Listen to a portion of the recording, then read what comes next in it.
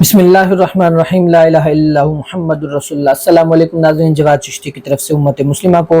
لا الہ الا اللہ محمد الرسول اللہ پڑھنے والوں کو اور خاتم النبیین حضرت محمد مصطفیٰ صلی اللہ علیہ وآلہ وسلم پر ایمان رکھنے والوں کو ڈھیر ساری دعائیں اور سلام۔ ناظرین، ہسٹری آف اسلام یعنی تاریخ اسلام کے حوالے سے آج آپ کی خدمت میں حاضر ہیں۔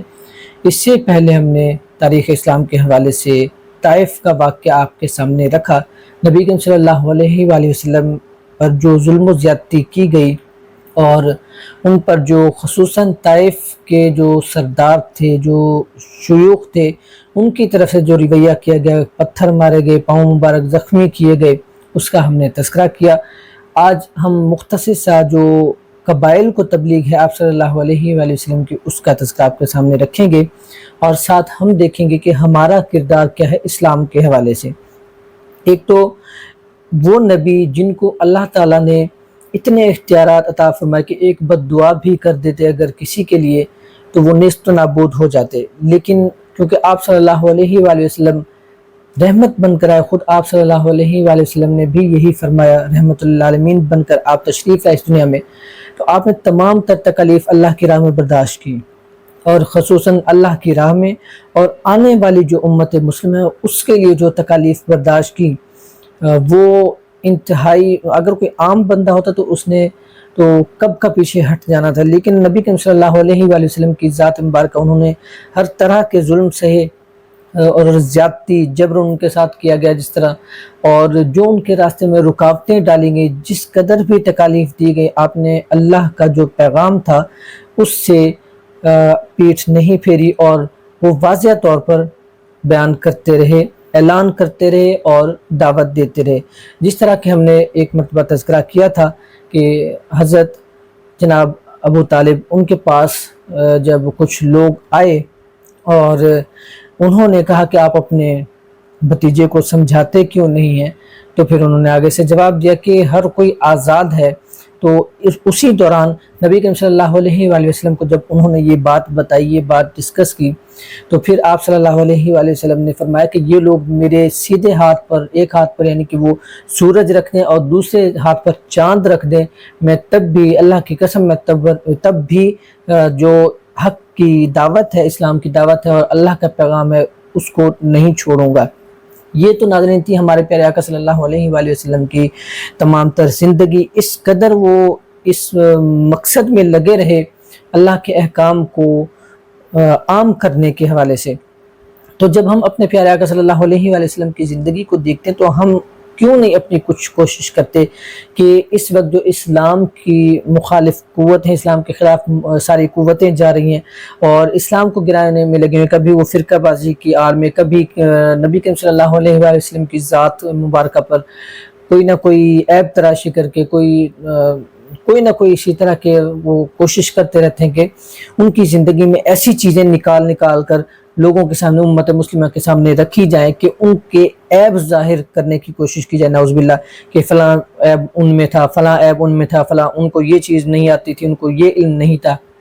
ان کو کچھ بھی علم نہیں تھا، نعوذ باللہ استغفر اللہ۔ کئیوں نے تو ایسے کتابیں نعوذ باللہ استغفر اللہ لکھ دی کہ نعوذ باللہ استغفر اللہ، ان کے علم سے تو جانور کا علم بہتر ہے، استغفر اللہ، پتہ نہیں کس طرح کے الفاظ انہوں نے لکھے، مسلمانوں کا لبادہ اڑتا ہے، مسلمانوں کے لباس میں ایسے لوگ ملے۔ تو یہ چیز ہم نے خاص طور پر دیکھنی ہے اور اس کا خیال بھی رکھنا ہے۔ اگر تو میں ہمیشہ سے کہتا رہا ہوں،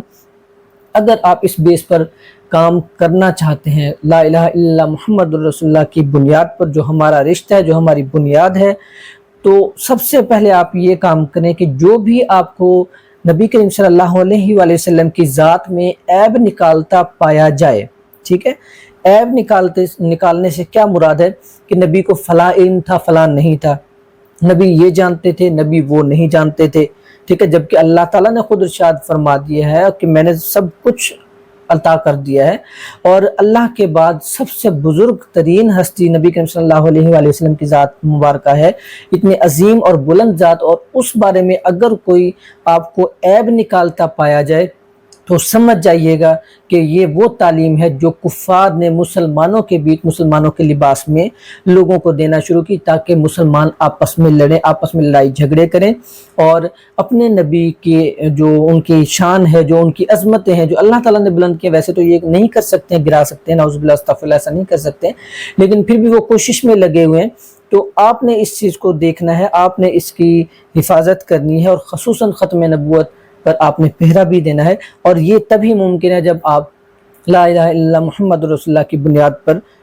کھڑے ہوں گے، ثابت قدم رہیں گے۔ اب یہاں پہ مختصر تذکرہ آپ کے ساتھ کرتے چلتے ہیں، جو قبائل کے آپ جس طرح میں نے پہلے بھی ذکر کیا تھا، قبائل میں کس طرح تبلیغ کیا آپ صلی اللہ علیہ وآلہ وسلم نے، وہاں پہ کیونکہ مختلف قبائل آباد تھے، اور خاص طور پر مکہ میں باہر سے بھی قبائل آتے، اور خانہ کعبہ کا جس طرح طواف کیا جاتا، اور طواف کے دنوں میں پھر اس دوران یعنی اس دور میں جو طریقہ تھا، وہاں پہ میلے بھی لگتے، اور وہاں پہ دیگر سارے رسومات کی جاتی، اور جو بت پرستی کرتے تھے وہ بت پرستی والی سارے رسومات وہاں پر کرتے۔ تو جو بھی وہاں پہ آتا، نبی کریم صلی اللہ علیہ وآلہ وسلم ان کو اسلام کی دعوت دیتے، دعوت حق دیتے۔ طائف کا واقعہ بھی آپ نے سنا، اور اس کے علاوہ دیگر جو پہلے ہسٹری ہے، تاریخ ہے اسلام کی، اس میں بھی آپ نے واضح سنا، جب نئے نئے مسلمان ابھی کلمہ پڑھ رہے تھے، ابتدا تھی اسلام کی، تب بھی آپ نے سنا کہ کس طرح ظلم و زیادتی جبر کیا گیا، رکاوٹیں ڈالی گئیں، لیکن آپ صلی اللہ علیہ وآلہ وسلم نے حق کا پیغام نہیں چھوڑا۔ اسی دوران جب آپ صلی اللہ علیہ وآلہ وسلم نے تبلیغ جاری رکھی طائف کے واقعے کے بعد بھی، تو آپ کی مخالفت اس وقت بھی بہت زیادہ حد تک بڑھ گئی تھی، شدید ترین اختلافات کے باوجود بھی آپ صلی اللہ علیہ وآلہ وسلم نے وہاں پہ دعوت حق جاری رکھی۔ اب جو باہر سے لوگ آتے ان کو آپ اس طرح تبلیغ کرتے اس انداز میں، اور جو قبائل آتے خصوصاً ان کے پاس خود چل کر جاتے۔ اب یاد رکھیے گا، یہاں پہ ہم نے اپنے پیارے صلی اللہ علیہ وآلہ وسلم کے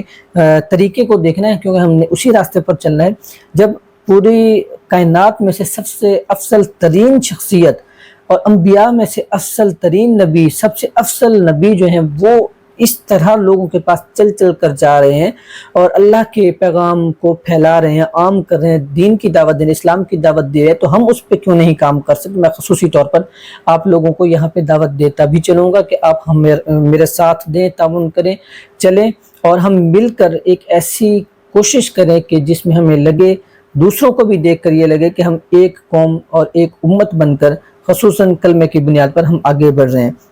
تو نبی کریم صلی اللہ علیہ وآلہ وسلم خصوصاً وہاں پہ اپنا انہوں نے پیغام جاری رکھا۔ یہاں پہ تین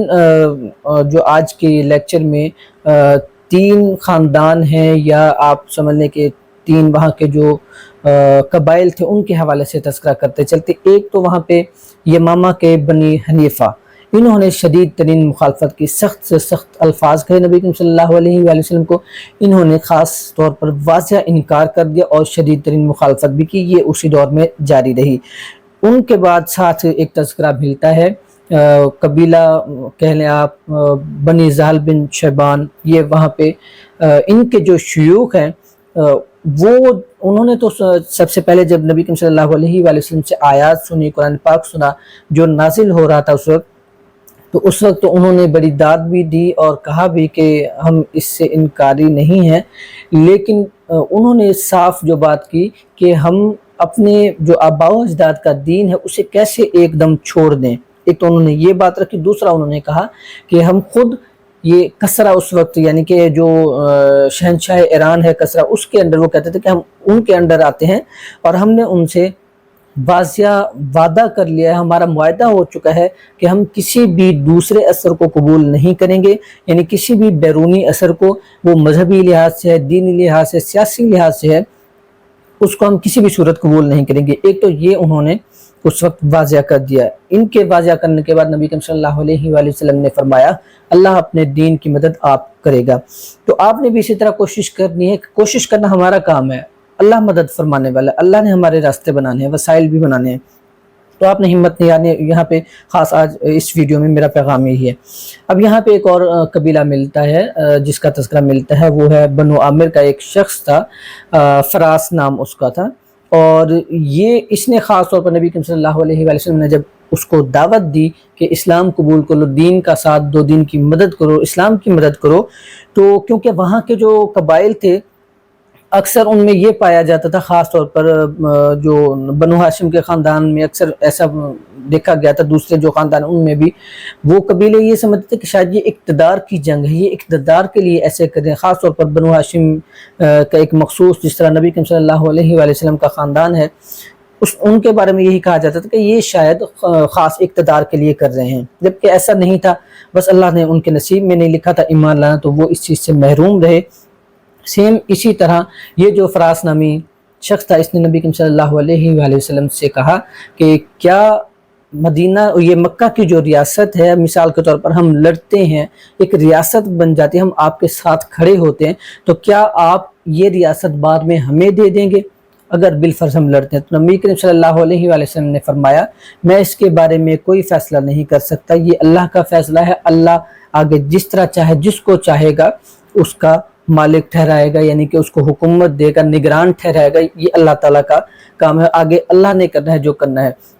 یہ جواب سن کر عام جو لوگ ہیں وہاں کے قبائل ہیں، اس میں اسی طرح سے یہ فراس نامی شخص، اس نے بھی خاص طور پر انکار کر دیا کہ جب ہمیں کچھ ملنا نہیں ہے، اگر ہمیں یہ وعدہ نہیں مل رہا ریاست کا، تو پھر ہم لڑیں کس لیے؟ اگر ہم لڑتے ہیں، مرتے ہیں، جھگڑتے ہیں، کچھ کرتے ہیں، بعد میں ریاست بن جاتی ہے، جب ہمیں وہ ریاست نہیں ملی تو پھر ہم کس کے لیے لڑیں؟ یاد رکھیے گا، اس طرح کے لوگ ہوتے ہیں جو کہتے ہیں جی ہم کیا کام کریں، ہم کیسے کام کریں، ہم کریں گے کام تو ہمیں کیا ملے گا؟ بالفرض ہم کام کر لیتے ہیں، اسلام کے لیے، دین کے لیے کام کر لیتے ہیں، تو بدلے میں ہمیں کیا ملے گا؟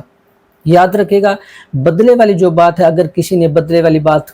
ذہن میں رکھنی ہے تو بے شک وہ ہمارے ساتھ کسی قسم کا کام نہ کرے، کیونکہ ہم نے اللہ کی رضا کے لیے، اسلام کے لیے، دین کے لیے کام کرنا ہے. اب یہی چیز جب مثال کے طور پر کفار اس وقت کہہ رہے ہیں، ان میں لالچ تھی، ان میں حرص تھا کہ ہمیں ریاست مل جائے، یہی چیز ہم اگر رکھیں، اسلام کی دعوت دیتے ہو، تو پھر ہم میں اور ان میں کیا فرق رہے گا؟ ایک تو یہ بات وہاں پہ واقعہ ملتا ہے، اور دوسرے نمبر پر وہاں پہ جو جس طرح میں نے پہلے ذکر کیا کہ قبائل جو تھے مختلف باہر سے آ کر وہ زیادہ تر اسلام کو قبول کر رہے تھے، اور خصوصاً مدینہ منورہ وہاں سے جو لوگ آتے تھے، کیونکہ اس وقت یثرب نام تھا، وہاں سے جو قبائل آ رہے تھے، لوگ آ رہے تھے، وہ بڑے شوق سے، ذوق سے اسلام قبول کر رہے تھے، دین قبول کر رہے تھے، اسلام قبول کر رہے تھے. نہ صرف قبول کر رہے تھے، واپس جا کر دوسروں کو بھی بتا رہے تھے کہ تم بھی اسلام قبول کرو، دین قبول کرو، اسلام ایمان لے آؤ. تو یہ اس وقت صورتحال چل رہی تھی، اور یہاں پہ صورتحال مکہ میں یہ صورتحال تھی کہ یہاں کے جو لوگ تھے وہ شدید ترین مخالف ہو گئے تھے. یوں سمجھیں کہ جو اصل دولت تھی، جو اللہ کی طرف سے نبی کریم صلی اللہ علیہ وآلہ وسلم کی صورت میں مل رہی تھی اس سرزمین کو، وہ اس سے محروم ہوتے جا رہے تھے. وہ جب محروم، اسی دوران جب وہ مکہ والے جو ہیں، اہل عرب جو مکہ میں خصوص ہیں، وہ محروم ہوتے جا رہے تھے، اسی دوران مدینہ کے جو لوگ تھے یوں سمجھے کہ وہ دولت سمیٹتے جا رہے تھے. یہ صورتحال ناظرین اس وقت بن رہی تھی، اور اکثر وہاں پہ قبائل کا، قبیلوں کا، لوگوں کا یہ خیال تھا کہ شاید یہ اقتدار کی جنگ لڑ رہے ہیں، اقتدار کے لیے لڑ رہے ہیں، یا اسلام کا دعویٰ ہے جو ہے، جو پیغمبری کا دعویٰ ہے، یہ اقتدار کے لیے ہے، جبکہ ایسا نہیں تھا. اسی جو غلط فہمی میں ہی رہ کر بہت سے لوگ، بہت سے رئیس، بہت سے جو امیر، جو اس وقت قبائل کے سردار تھے، اسی غلط فہمی میں وہ ایمان سے محروم رہ گئے، اور انہوں نے جو اقتدار کا ایک لالچ تھا خود بھی ذہن میں رکھا ہوا تھا، اور خاص طور پہ اس سے دور بھی بھاگ رہے تھے، انکار بھی کر رہے تھے، ساتھ بھی نہیں دے رہے تھے. اکثر لوگوں کی یہ بھی وجہ تھی کہ یہ شاید اقتدار کی جنگ لڑی جا رہی ہے، لیکن ان کو نہیں معلوم تھا کہ یہاں پہ اصل میں کیا تبدیلی ہونے والی ہے، یہاں پہ کیا کچھ ہونے والا ہے، یہاں پہ کیا کس طرح سے اللہ کا پیغام پھیلنے والا ہے، یہاں سے کس طرح ایک اسلامی ریاست کی بنیاد بننے والی ہے. لیکن ان چیزوں کے بارے میں وہ علم نہیں رکھتے تھے، اور جو علم رکھتے تھے یہود و نصارہ کے ساتھ مل کر وہ بھی مخالف ہو گئے تھے. تو یہ سارا معاملہ اس وقت چل رہا تھا. آپ سے جس طرح گزارش کی، آج کا مختصر موضوع رہے گا ہمارا تھوڑا سا تذکرہ اس دوران جب آپ صلی اللہ علیہ وآلہ وسلم اتنی تکالیف برداشت کر کے دعوت حق فرما رہے تھے، اسلام کی دعوت، دین کی دعوت. ہم کیا کریں، ہماری کیا ذمہ داری ہے، یہ اب آپ کے سامنے ہے. جس طرح بھی آپ ساتھ چل سکیں، آپ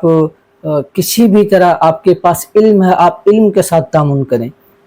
آپ کے پاس مال ہے، مال کے ساتھ آپ چلیں. آپ کے پاس دولت ہے، آپ کے پاس ذرائع ہیں، وسائل ہیں، آپ کے پاس طاقت ہے، جو کچھ بھی ہے اس وقت ضرورت ہے امت مسلمہ کو ایک کرنے کی، تمام تر فسادات ختم کرنے کی، خصوصاً ملک پاکستان میں جو فرقہ واریت پھیلائی جا رہی ہے، جو تقسیم کی جا رہی ہے، اور خصوصاً ایسے لوگ جو نبی کریم صلی اللہ علیہ وآلہ وسلم کی ذات مبارکہ کے حوالے سے نعوذ باللہ استغفر اللہ بہت ہی غلط الفاظ کہتے ہیں اور ان کی بے ادبی کرتے ہیں، گستاخی کرتے ہیں، وہ بہت زیادہ پروموٹ کیا جا رہا ہے۔ تو آپ سے گزارش ہے، آپ کسی بھی مکتبہ فکر سے رکھتے ہیں، جب ہمارے نبی کا کوئی گستاخ ہو، بے ادب ہو، تو یاد رکھیے گا ہم نے مل کر اس کا مقابلہ کرنا ہے، چاہے آپ اہل سنت ہیں، چاہے آپ دیوبندی ہیں، چاہے آپ وہابی ہیں، چاہے اہل حدیث ہیں، چاہے آپ اہل تشیع ہیں، کوئی بھی ہیں ایسے لوگ جو نبی کے گستاخ نہیں ہیں، ایمان والے ہیں، اور خصوصاً بالخصوص جو اسلام پر پابندی کر رہے ہیں، اسلام پر عمل کر رہے ہیں، اور جو کفر ہے، کفار ہیں، ان سے مقابلہ کریں، ان سے تمام سے گزارش ہے جس طرح بھی آپ چاہیں آپ ساتھ چلیں، انشاءاللہ اللہ تعالی ہماری مدد فرمائے گا۔ ہم نے اسلام کے لیے، دین کے لیے کام کرنا ہے۔ اللہ تعالیٰ سے دعا ہے اللہ تعالیٰ آپ سب کو سلامت رکھے، اور خصوصاً جو دین کے لیے، اسلام کے لیے یہ ایک سلسلہ شروع کیا باقاعدہ تحریک کی شکل میں، جو بھی آگے سلسلہ آتا جائے گا آپ کے ساتھ شیئر کرتے جائیں گے۔